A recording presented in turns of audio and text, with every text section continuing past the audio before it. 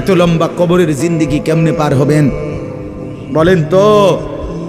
নূহ আলাইহিস সালামের জামানায় যারা মারা গেছে তারা আজ কত হাজার বছর কবরে পড়ে আছে। ইব্রাহিম আলাইহিস সালামের জামানায় যারা মারা গেছে তারা আজকে কতদিন কবরে পড়ে আছে।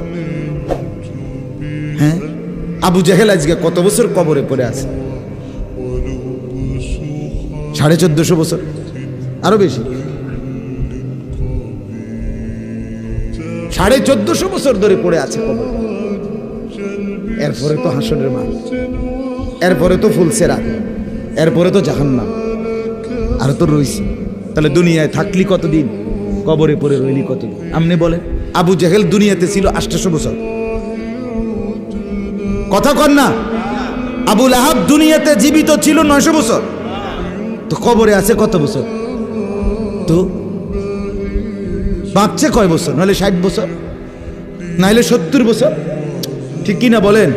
তাহলে দুনিয়ায় ছিলি কতদিন, কবরে আসত কতদিন? আচ্ছা, এই কথাই এখনই মনে হইল।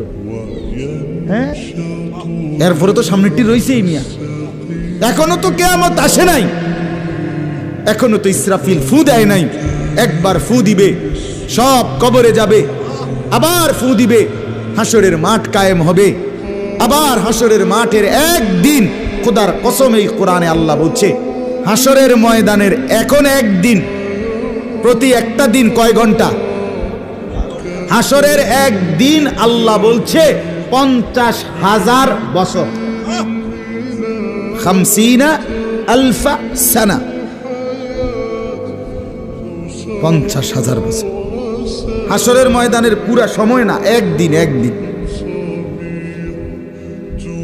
পুরা হাসরের মাঠ কতদিন সেটা আল্লাহই জানে।